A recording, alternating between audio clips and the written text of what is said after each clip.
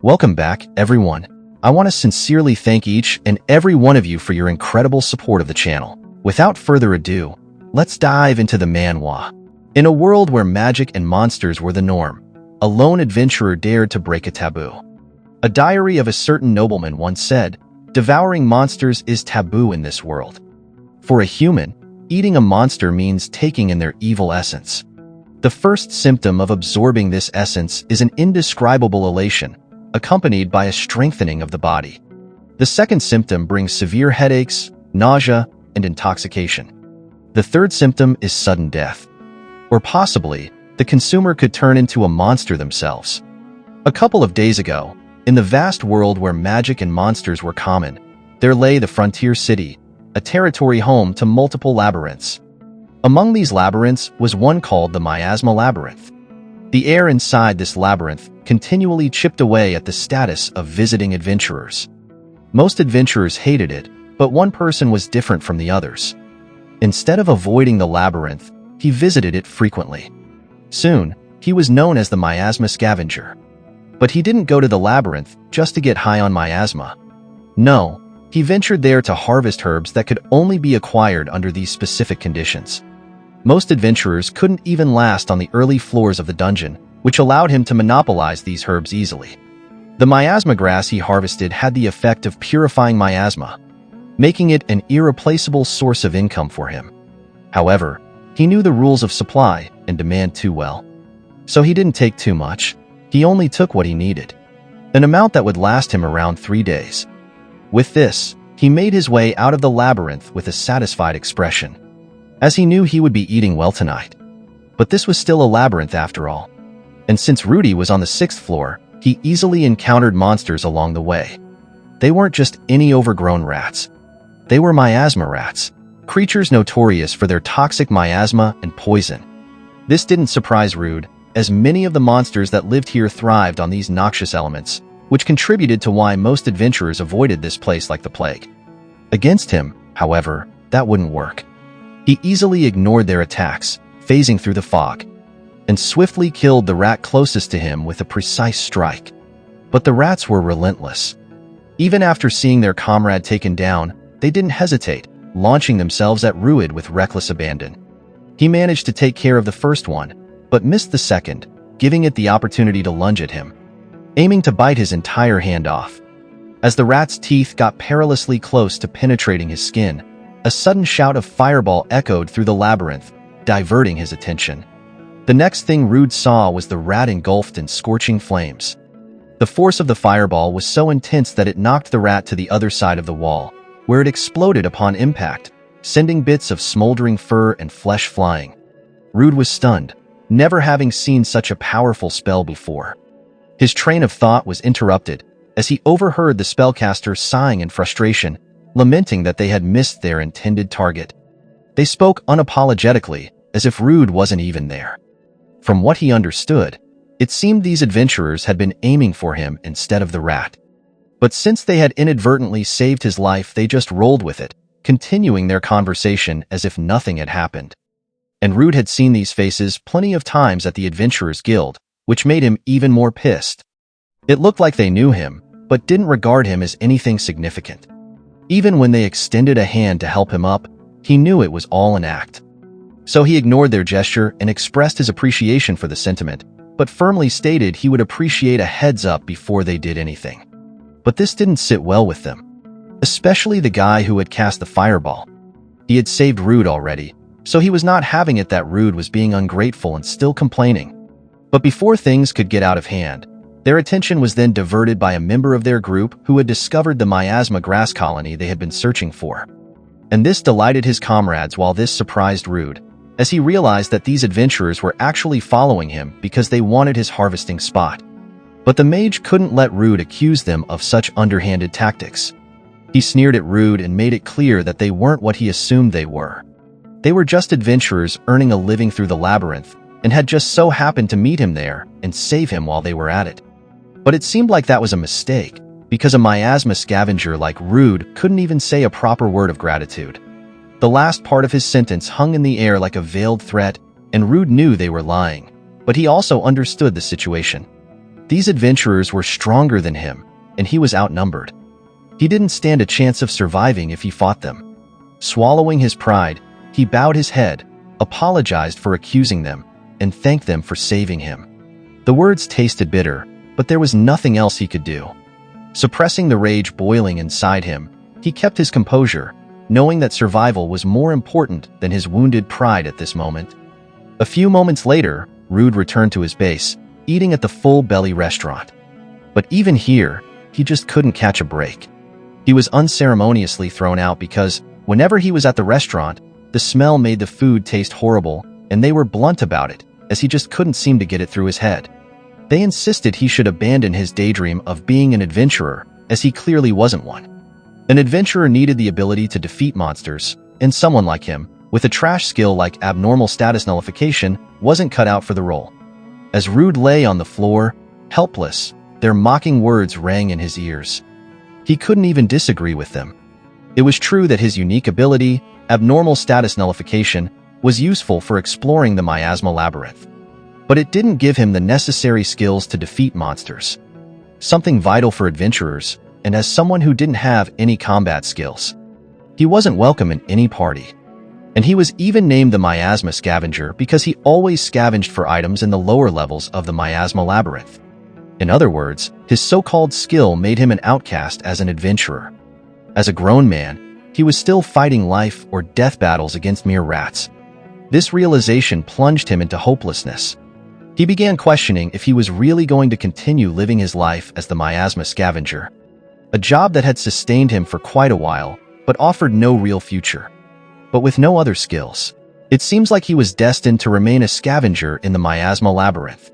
With no friends, no hobbies, no bitches, and his life is forever empty, devoid of purpose. Still, he pressed on. When the next day arrived, Rude went straight to the Adventurers Guild. He was early, needing to find another colony while he still had some money left from yesterday. As he walked through the halls, he noticed it was unusually noisy today, leading him to wonder what was going on. But this wasn't his concern though, so he went straight to the receptionist and asked if any good requests had come in. She reported that a new labyrinth had been discovered. The news shocked him. A labyrinth was a place filled with treasures and magic items. A golden opportunity for any adventurer. It was no wonder the guild was so noisy today. But then, the receptionist relayed another piece of news that shocked him even more. And this time it was bad. The price of the miasma herb he usually brought in had dropped starting today. He immediately asked why, and she explained that the miasma labyrinth was never popular to begin with. Now, with everyone focused on the new labyrinth, there would be no demand for the miasma herb at all. This put him in a state of disbelief. The livelihood he had relied on had become obsolete overnight. It seemed he had no choice but to venture into the new labyrinth in the Avalo Mountains. However, the receptionist informed him that he couldn't do that. The new labyrinth's exploration requirement was to be D rank or higher. And as an E-ranked adventurer, he wasn't qualified. He gritted his teeth in frustration. He tried to convince the receptionist, but to no avail. She was just following the rules and believed that even if he did go, he would only end up dying in vain. She couldn't allow that. Her conscience wouldn't let her. With this, dread set in. With no other source of income, he was on the verge of homelessness, doomed to drift away with time. Luckily for Rude, his struggles were overheard by another adventurer who happened to need a porter. The adventurer asked Rude if he was willing to join their party. With no other options and the man seeming trustworthy, Rude accepted the offer. Thus, they immediately rode a carriage towards the new labyrinth. The party consisted of 4 members, including Rude, but the atmosphere was palpably awkward. So the blonde adventurer who had recruited him broke the tension with small talk, expressing his relief at having found Rude. He mentioned that he had wanted someone to carry materials from the new labyrinth, but couldn't find anyone available. It was probably because all the adventurers in the guild were gathered at the new labyrinth, making it difficult to secure a porter. However, the other party members began questioning the blonde adventurer, asking why out of everyone, he chose to dive with the miasma scavenger.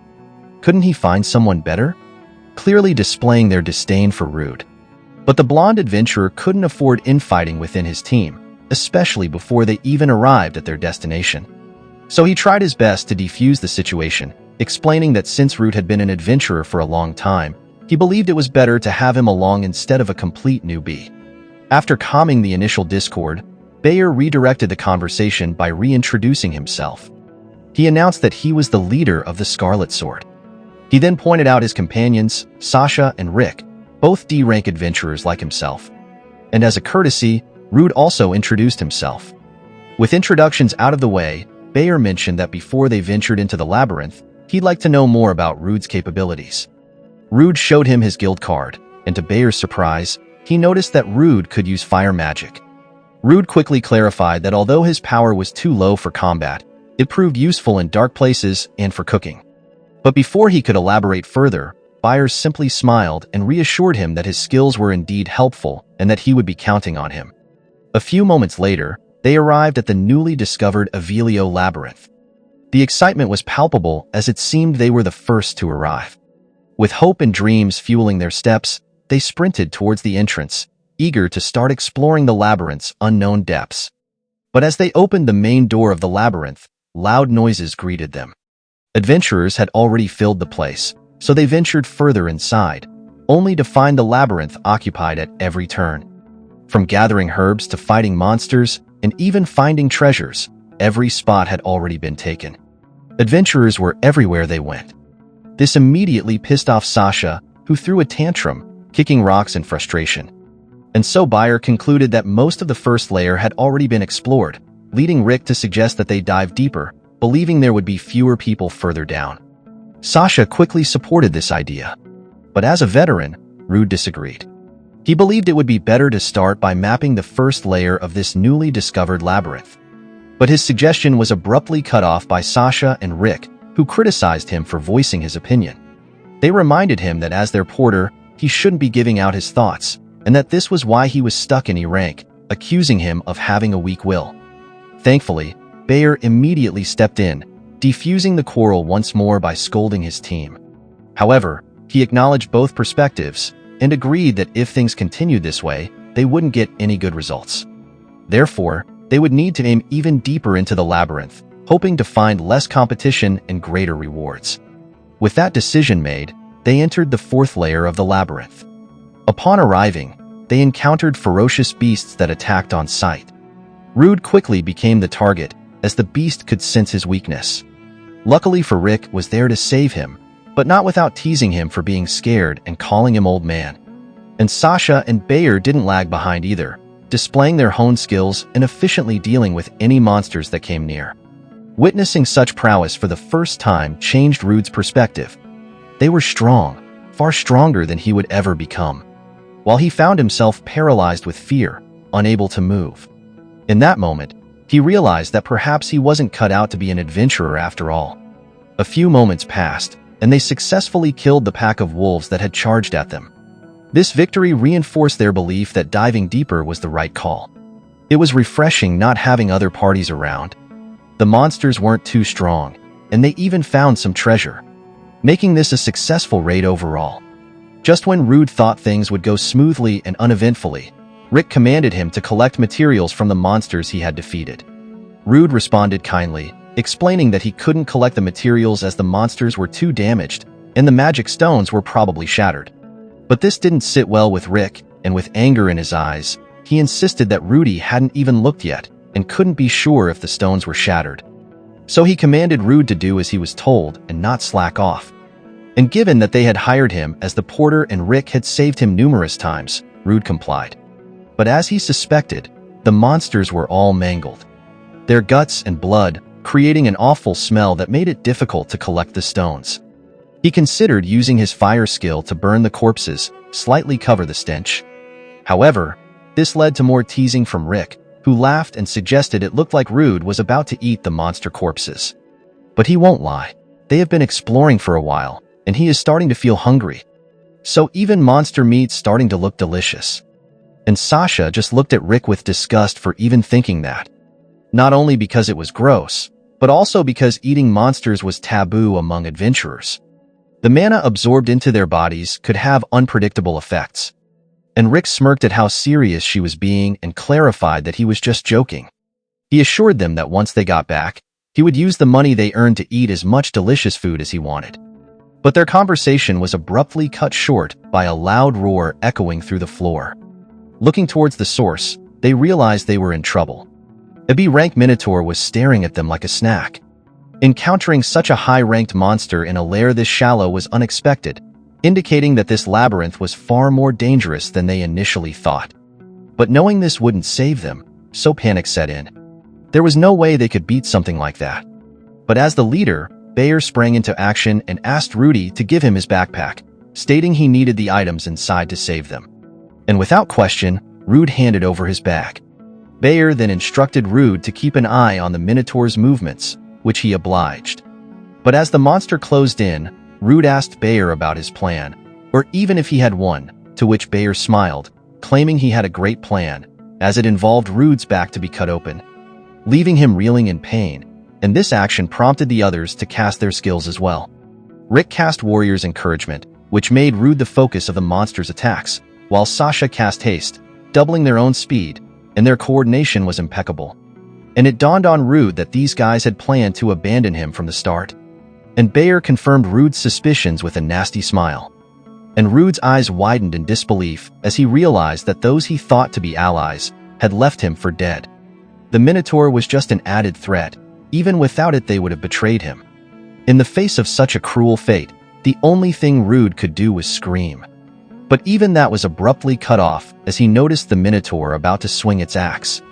Thankfully, adrenaline kicked in, and in a last-ditch effort, he managed to dodge the attack just in time. This unexpected feat made him smirk a little. He hadn't realized he was capable of such agility. However, he had exhausted every bit of energy left within him, and the monster was ever so close. And so he accepted his fate, as it was better than dying homeless without money anyway. But pain had snapped him back to reality. He hadn't expected it to hurt this much. He didn't get the instant death he was hoping for, leaving him to experience the pain much longer. And just when he thought things couldn't get worse, the wall they had just broken through revealed a deep, dark hole beyond it, and the sight of the abyss made his stomach churn. Even the Minotaur seemed to realize it had messed up. A few moments later, Root opened his eyes to a dim green light, barely enough to see his surroundings. Confused as to why he was still alive, he noticed the Minotaur had been caught under him, breaking his fall, but it was only a matter of time. With half of his body broken and the excruciating pain made every breath a struggle. He knew that even if no other monsters found him, he would likely die from blood loss or starvation long before his body had a chance to heal. And so he drifted back to sleep, but hunger gnawed at him, waking him again. He hadn't eaten since yesterday after being thrown out of the restaurant. His body screamed for food, and the thought of eating the Minotaur crossed his mind, making him laugh bitterly. Everyone knew that eating a monster would only lead to disaster. Closing his eyes once more, he reflected on the miserable life he had lived. As he teetered on the edge of consciousness, a memory surfaced. A voice from long ago, belonging to someone whose face he could no longer remember. This person had always told him that no matter how hard or painful it got, he must never give up. And the next thing he knew, he was already eating the Minotaur, munching its raw meat despite knowing the risks. When a human with depleted magic consumes mana-rich monster meat, the monster's mana particles invade their body, leading to a monsterized state. This fate is more terrifying than dying from poison, making it a taboo. But in order to regain the blood he had lost and sate his hunger, Rude took a gamble, bringing about an unexpected transformation. Thanks to his unique ability, he avoided turning into a monster entirely. As he absorbed enough mana from the high-ranked beast, his body began to heal at an accelerated rate. The once broken arm and the sliced open back were now healed as if they had never been damaged. Suddenly, an outburst of mana filled his body, empowering him like never before. Skills started to manifest. He had acquired the Minotaur's abilities, including Roar, Battle Axe Mastery, and Physical Boost. Rude's body began to move automatically, guided by instinct through the dimly lit hallways. He walked aimlessly, driven by a newfound hunger for more monsters to devour. But he didn't have to search for long, as a swarm of monster bats took notice of his presence and bolted towards him without hesitation. Despite their numbers, they were no match for his newly acquired skills. With a powerful roar, he killed many of the bats instantly. Those that survived were debilitated by a debuff, leaving them unable to flee and taunted into attacking him.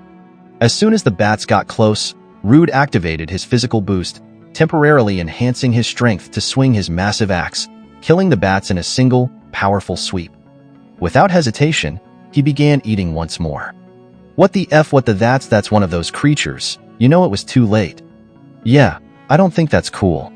Don't fall for that. No Umbra has this TP, I guess. So I think you can just leave it at that. Still near no, you see it? This is a cruelty hazard.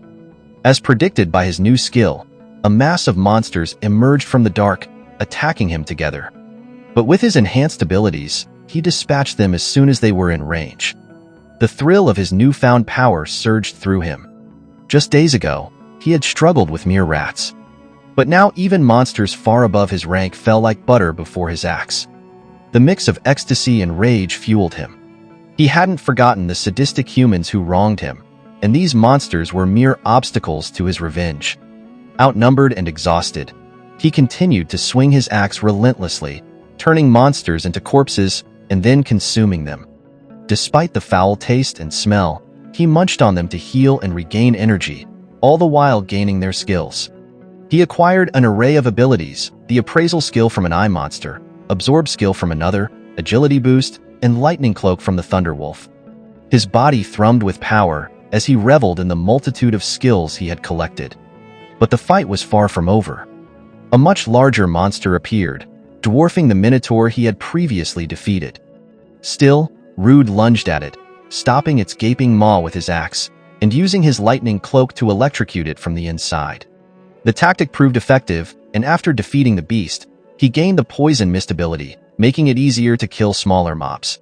Even the spiders that attacked from the shadows were swiftly dispatched, earning him the thread manipulation skill, which allowed him to string up monsters and make hunting them even easier. Hours passed, and he had killed hundreds of monsters. Yet, the struggle only intensified. More powerful creatures decided to challenge him, but his rage and determination knew no bounds. He wouldn't let anything stop him from escaping this hellhole and exacting his revenge. Swinging his axe left and right, he noticed his mastery improving. The battle axe now felt like an extension of his arm, and he could sense the monster's magic without even looking at them. It was as if his entire being had adjusted to the labyrinth, as if he had been there for years. His eyes lit up with a feral gleam, knowing that these monsters were nothing but dead meat. A few moments later, Rude emerged from the labyrinth's entrance, finally seeing the light of day once more. He had never expected to make it back, but he had survived. Ecstatic, he couldn't help but shout with joy. Meanwhile, inside the Adventurers Guild, everyone was discussing the recent events with worried expressions. A tragedy had taken place in the labyrinth, and at the center of it was Bayer's group, who had reported the incident to Lankers, Bologna's branch guildmaster. After listening to their report, Lankers had rounded up all the adventurers who were in the labyrinth, except for Rude, who was still missing. Bayer confirmed this with a grief-stricken expression, explaining that when they encountered the Minotaur on the 4th floor, Rude was killed before they even had a chance to protect him. Even Sasha and Rick had put on their Oscar-worthy acting skills to use. Crying as if they were genuinely grieving, Lankers believed their story for now, understanding the gravity of the situation. For the time being, he prohibited entry into the labyrinth.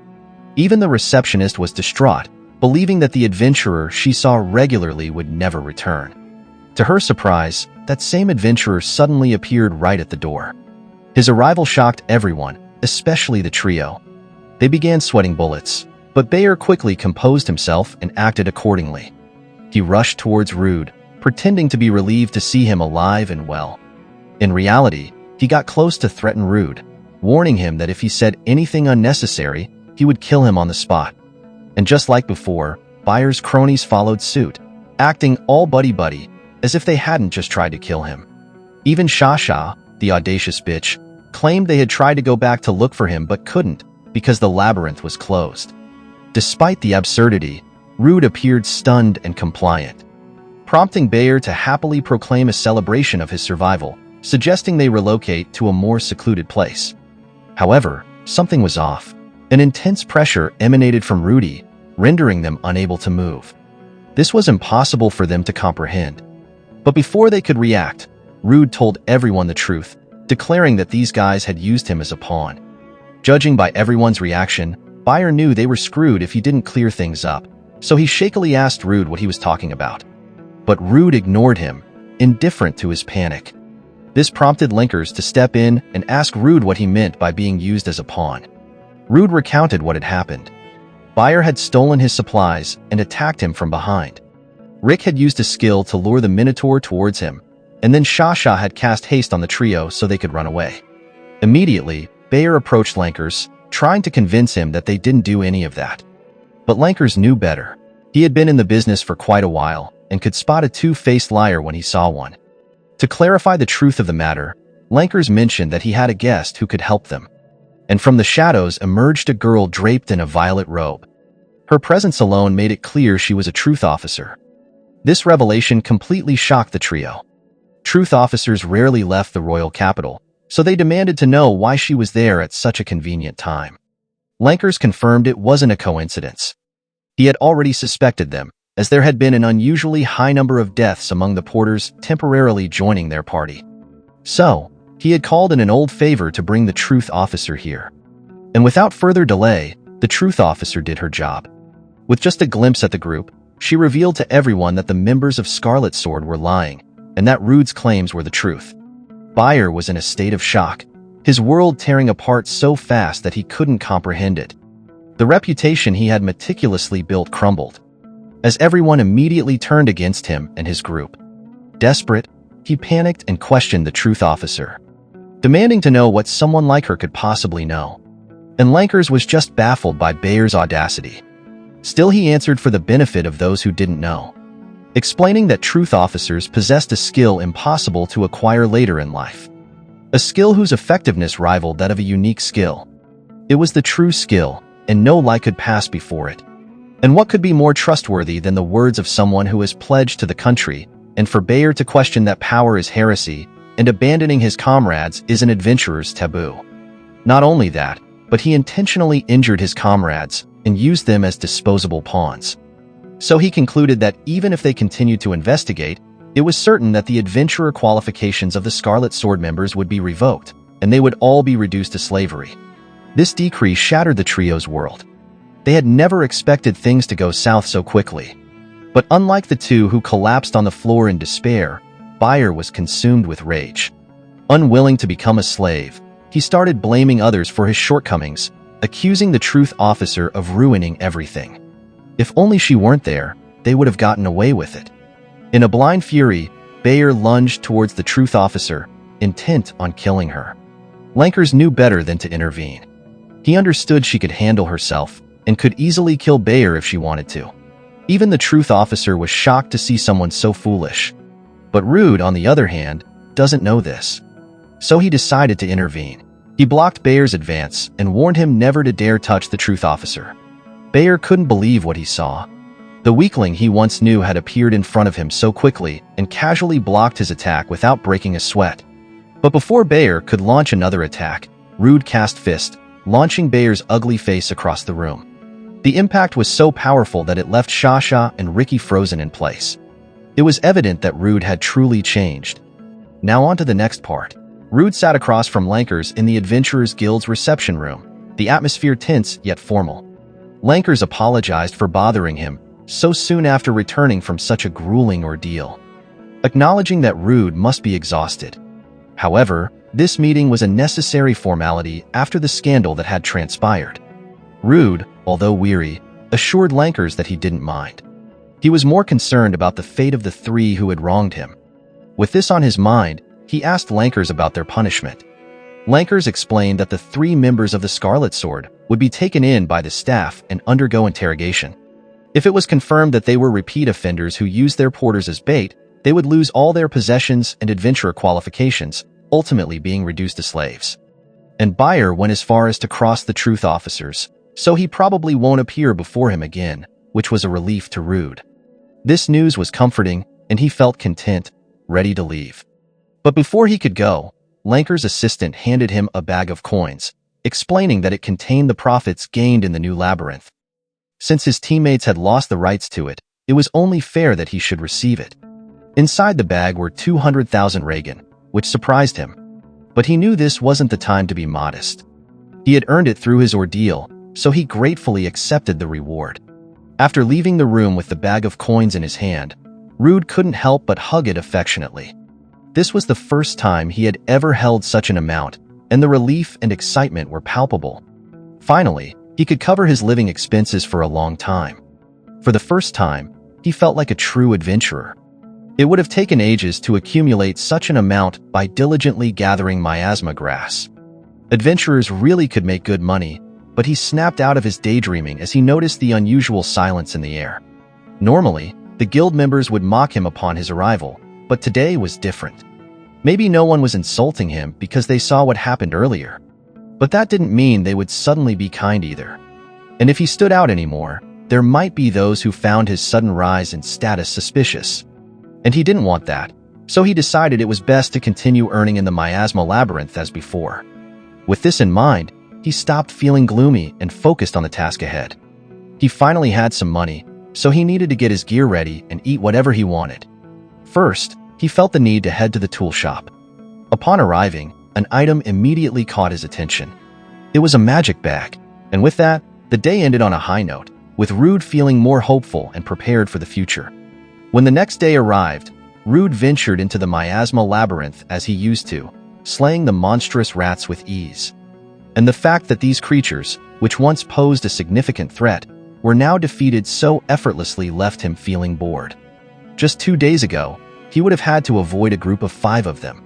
Things had certainly changed. To better understand his current situation, he used his appraisal skill on the rats. Surprisingly, the skill he had obtained by consuming the evil eye monster could even be used on corpses. And the rats were shown to be level 9. And considering he had no trouble dealing with them, he estimated his own level to be around 20. And since he is curious about his exact status, he took out his badge and checked his stats. To his astonishment, his level was now 42, with attributes averaging at 150. A significant leap from his previous stats, which were only around 15. And just yesterday, he had been at level 7. This rapid progression was unheard of, which made him excited, prompting him to check the skills he had acquired. As he expected, the number of skills had increased dramatically, not just by 5s, but by 10s. The variety of skills added in one day was unprecedented. No one had ever experienced such a phenomenon. This made Rude more excited than ever. And the skills, both active and passive, significantly boosted his overall combat abilities. With this, he considered returning to the same labyrinth to continue increasing his power. But he remembered that when he passed by the place where he had fallen, he noticed the wall that had been broken was now sealed. Moreover, the new labyrinth was going to remain closed for a while, so going back wasn't an option. Still, he was eager to test his new powers. He wanted to see how effective they were on the deeper floors of the miasma labyrinth. Although he had initially planned to explore lightly, he now felt compelled to dive deeper, and beggars couldn't be choosers after all. So he steeled himself and ventured further into the depths of the labyrinth. From the 6th floor to the 9th floor, and then to the 13th floor, things remained the same. There was no challenge at all. He didn't even have the chance to use his skills. It seemed these monsters wouldn't do. He needed to go even farther to find more suitable prey. Determined, he descended to the 24th floor, where he encountered a different kind of monster. This one belonged to a bipedal species he hadn't seen before. From the shadows, he immediately used his appraisal skill, revealing it was from a dragon race, a lizard warrior with a high amount of health and balance stats. And according to the books, these creatures were supposed to fight in coordination with their companions. But this one was alone. He felt it might be worth a try. With this in mind, he launched an offensive, but unfortunately, the lizard's situational awareness was high, allowing it to sense and dodge his initial attack, escaping with only minimal injury. Still, Rude thought he had the upper hand, and believed this would be easy, but to his surprise, the lizard opted for a tactical retreat. Obviously, Rude couldn't let his prey get away, especially since he didn't know when he'd encounter a lone lizard again, so he zoomed in. And after a few more steps, he realized he wouldn't have to chase for long.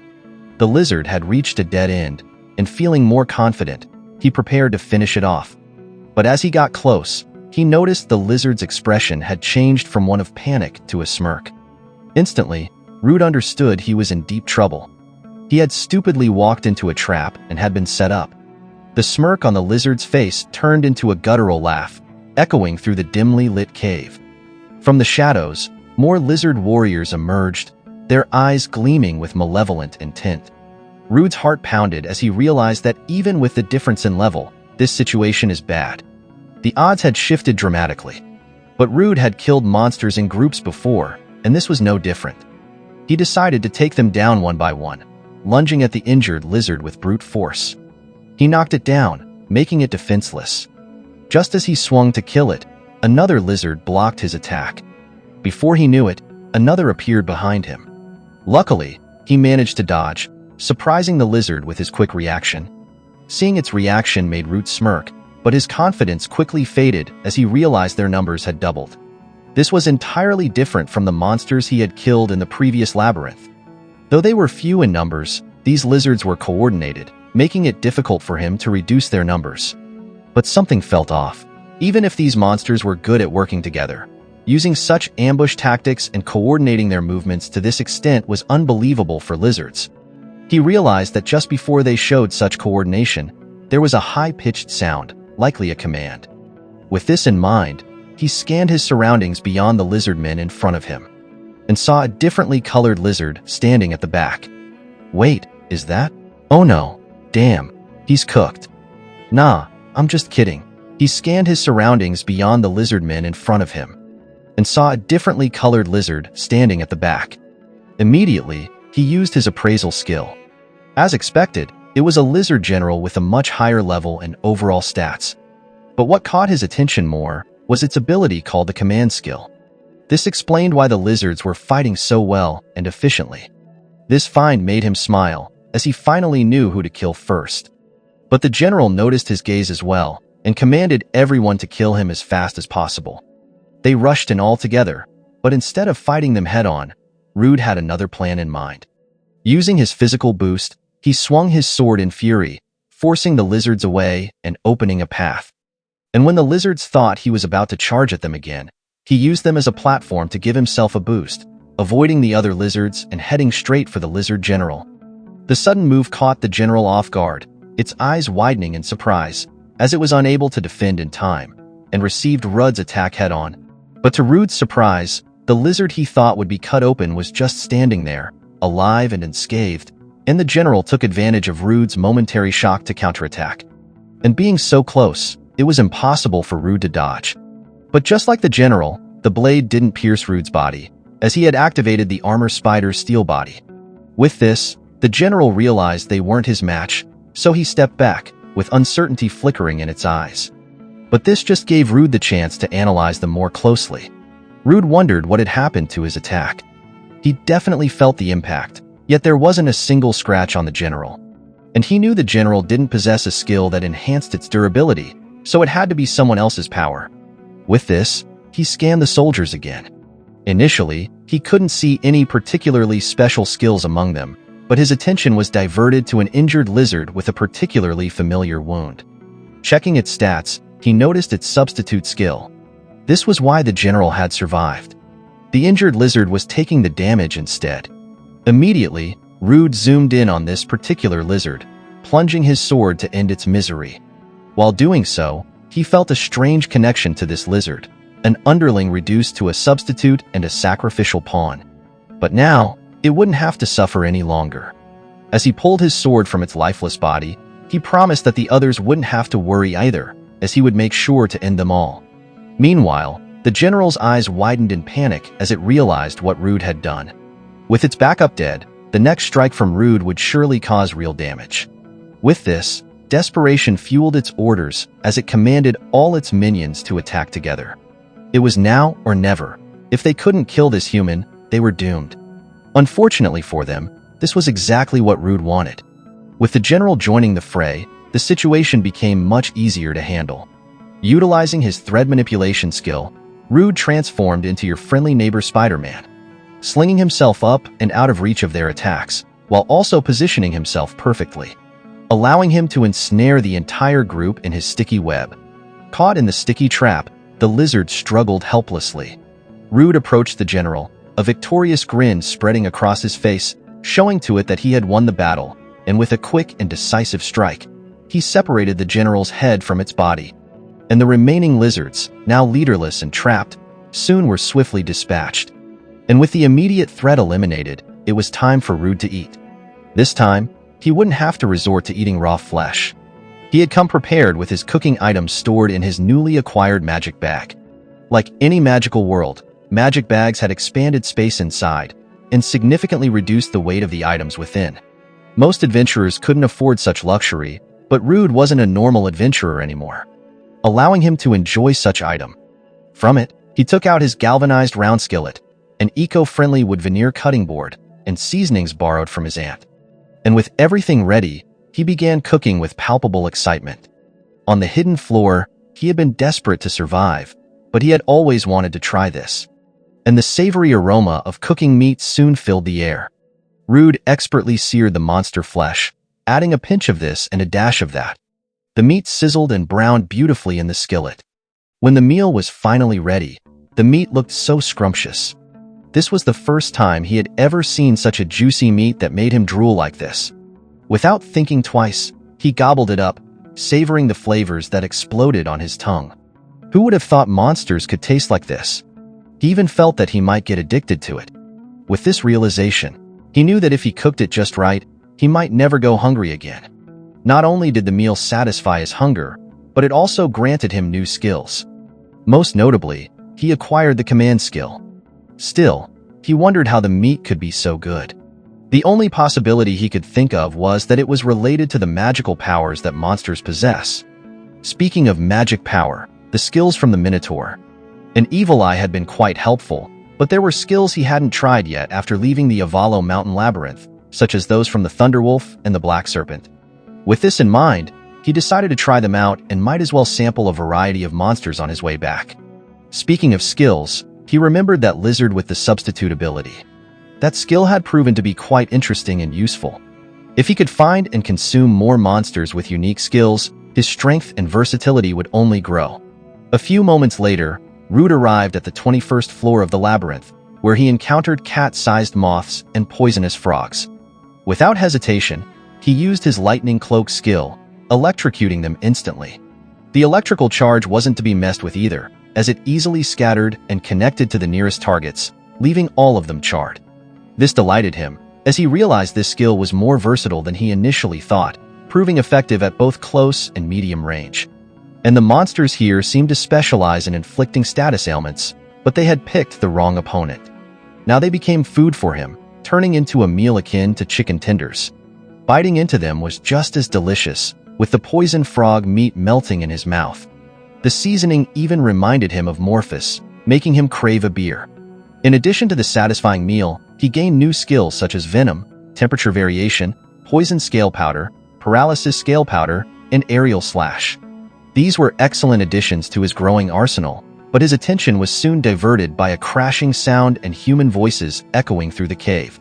But this just excited him, as it was the first time he had noticed other adventurers making it this far in the miasma labyrinth. With this, he quickly tidied up his things and departed in the direction of the voices. He might have found people who shared his interest in this labyrinth. And if he was lucky, he might even be able to exchange valuable information with them. The possibility of finding like-minded individuals or gaining new insights into the labyrinth filled him with anticipation as he moved swiftly towards the source of the commotion, in the direction of the noise, for men encircling another adventurer. It seemed they were in conflict, as the lone adventurer was bleeding on the ground, helpless and outnumbered. But the attackers were also roughed up, sporting bruises from the fight despite their numerical advantage. They couldn't believe she still had so much magic left. But the leader just smirked, as he found the trouble worth it since they had got themselves an elf woman. Removing her hood to reveal her flawless face, they marveled at her beauty, but more excited to know she would make them rich. And that is because elves were rare in this region, and their appearance was highly coveted, with royalty willing to pay a hefty sum for one. But their greedy celebration was interrupted by a voice echoing from behind. Disappointed by the scene before him, Rude had hoped to make some adventurer friends, but find this instead. And although he doesn't know the full story, they couldn't expect him to stand by while they gang up on a lone adventurer. So he asked them to run them hands. But first, the leader demanded to know who he was, and Rude just smirked and answered vaguely that he was just an adventurer for fun. Meanwhile, the elf woman, desperate to prevent Rude from getting involved, warned him to leave, revealing that these men were adventurer hunters. This surprised Rude, but instead of cowering, he used his appraisal skill on them, fully aware that adventurer hunters were high-ranking adventurers. Still, he was taken aback to find the lowest among them was at level 52. But what perplexed him even more was his inability to see any other information besides their level, making him suspect that they had some concealment skill or counter-magic tool hiding their stats. But before Rude could react, the leader ordered one of his men to take him down. Immediately, the blonde guy zoomed in for the kill, moving so fast that even Rude was taken aback by how quickly he closed the gap. Despite the surprise, Rude managed to block the attack. The blonde guy, impressed, sarcastically complimented him, noting that Rude was doing better than expected.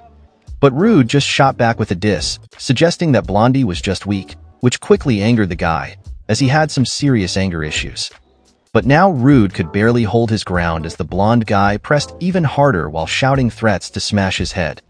Even his mates smirked from the side, confident that Rude was done for, knowing how unhinged their companion could get. But what they didn't expect was that Rude had tricks up his sleeve. Using his newly acquired venom ability, he spat it out directly on the blondie's face, catching everyone off guard. The next thing they heard were the screams of the blonde guy, echoing through the cave as he flailed around in agony. The realization hit them hard. Rude was a threat, almost like a monster, while Rude just smirked menacingly at them, showing he was more vile than they could have imagined. Using underhand tactics was how he, a once weak person, had survived. And moments after, the blondie's screams eventually ceased as the venom melted his face and seeped through his veins, poisoning him from the inside, stopping his vital organs.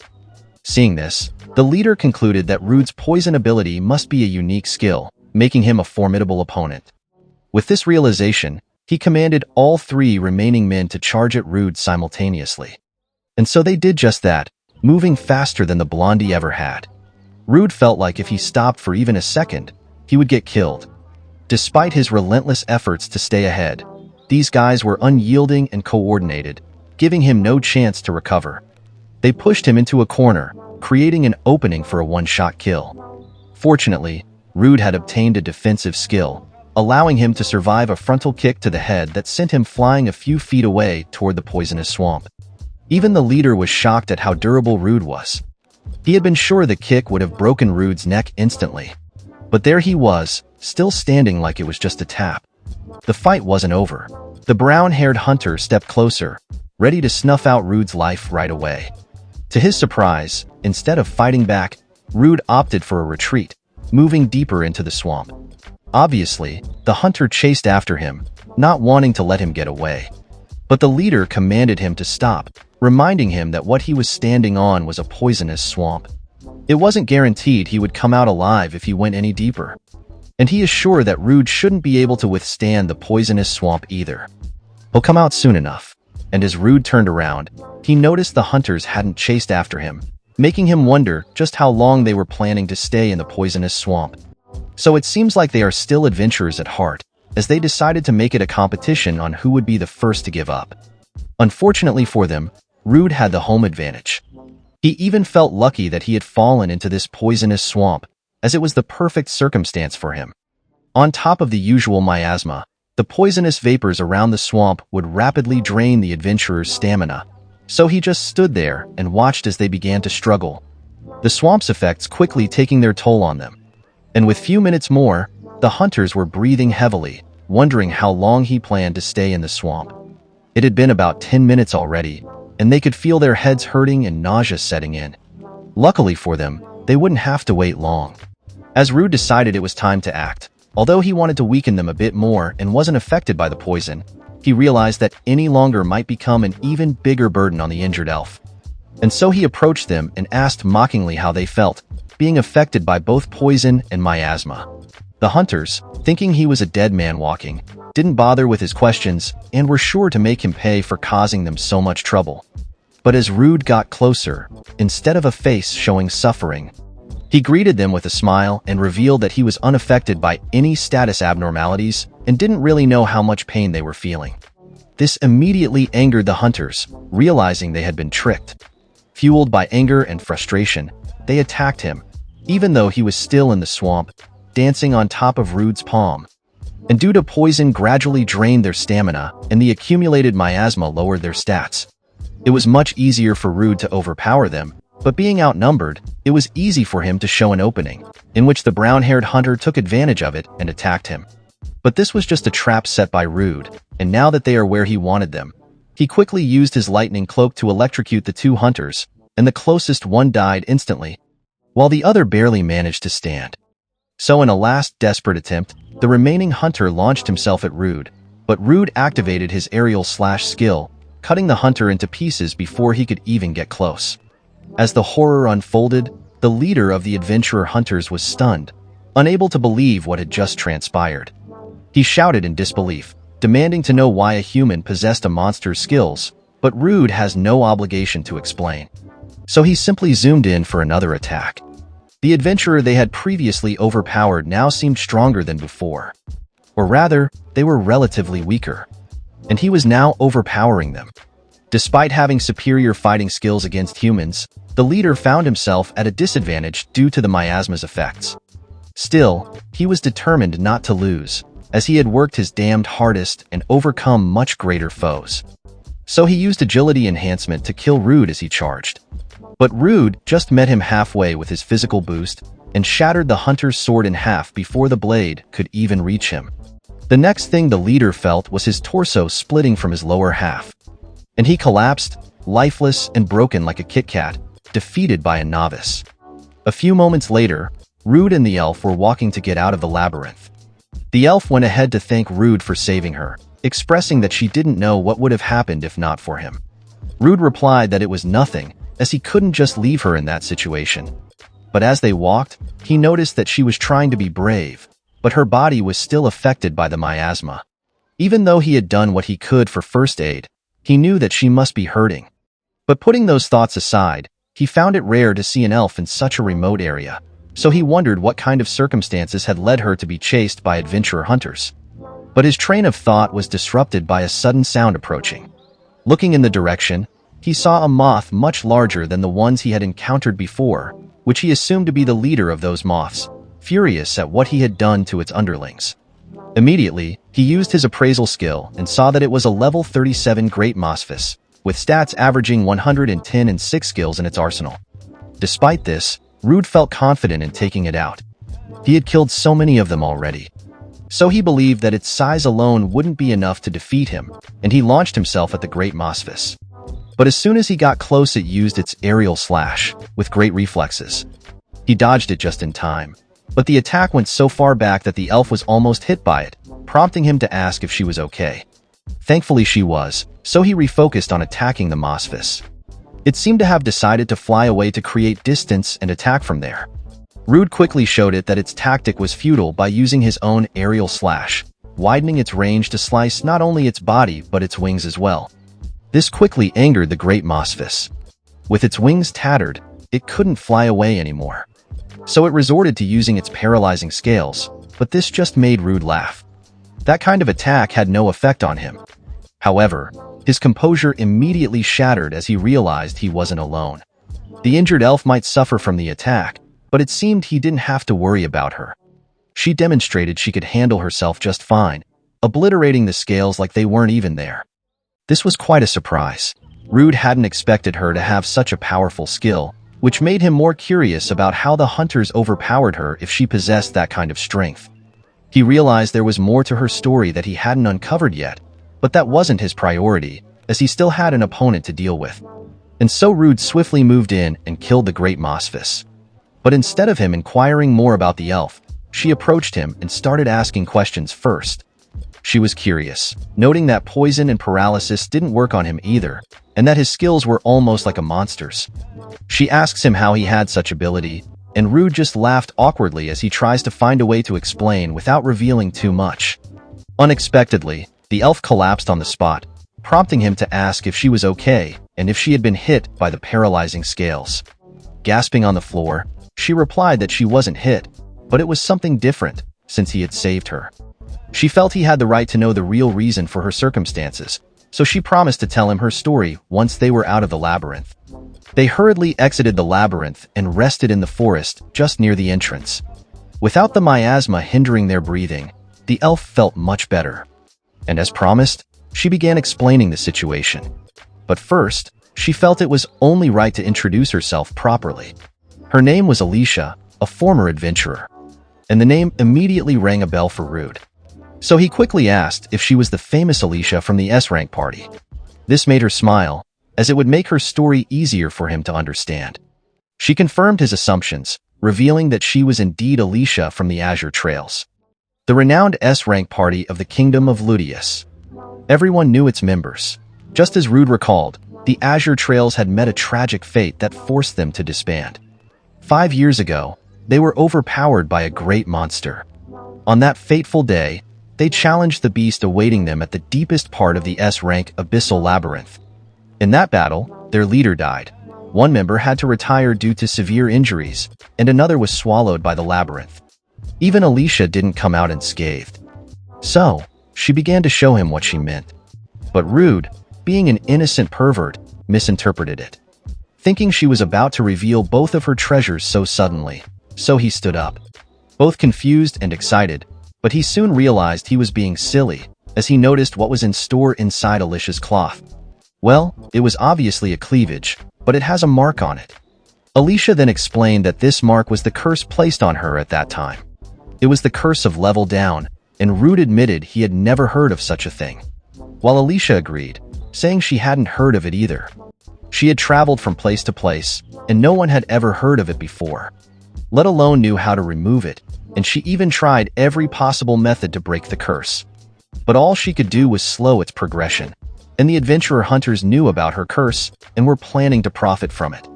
Even though she would die if her level reached 0, being at such guy's mercy was a fate she couldn't bear, and Rude felt bad for her.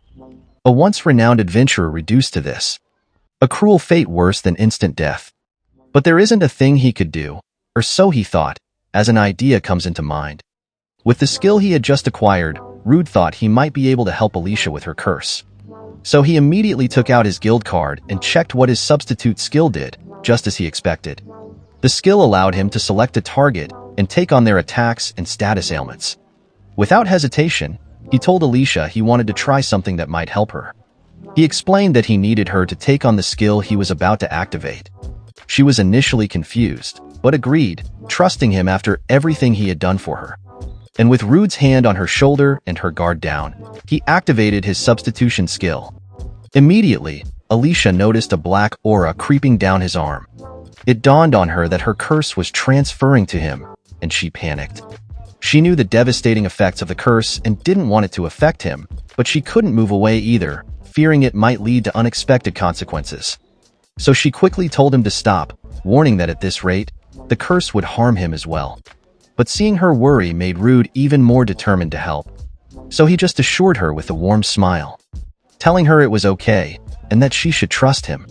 And the next thing Alicia saw was the curse materializing into a demon. This was the first time it had reacted this way, as if it knew something significant was about to happen, and tried its best to counter it. But before it could descend with its attack, a great light suddenly appeared. It was Rude's unique skill, the abnormal status nullification, burning the curse from the core. The demon could only scream as it disintegrated into nothingness. Then Rude casually checked his hand, revealing a satisfied smile as he confirmed his skill was working fine. While Alicia, on the other hand, stood there with a surprised expression, still in disbelief at what had happened. Rude then told her to check her guild card. So she did just that, and was astonished to see that, while her level hadn't returned to what it once was, her status had changed from cursed to normal. This was enough to fill her with relief. The curse she had been trying to remove had finally been lifted. Seeing her reaction, Rude proudly explained that it was thanks to his unique skill. He had thought it might nullify her curse if he took it on, and he was glad it worked properly. But he was caught off guard when Alicia called him an idiot. She couldn't believe he had taken such an immense risk for someone he had just met. But her words weren't meant with malice, they were filled with worry. She had come to realize that Rude was incredibly kind, and she didn't want something bad to happen to someone as pure as him, or for someone to take advantage of his kindness in this cruel world. But despite her initial outburst, Alechia was genuinely happy and relieved. She expressed her heartfelt gratitude for what Rude had done, which brought warmth to his eyes. He realized that she was indeed a wonderful person, worried for him, even though she was the one who had been suffering. In that moment, an unexpected bond was formed between them. With this, the chapter ends here. I hope that you liked today's video, and if you did, hit that like button as today's like goal is 100 likes. Comment next part down below for the next part. Also, consider subscribing with the notification bell on to get notified as soon as a new video drops onto the channel. I'll meet you in the next video. Until then, thanks for watching.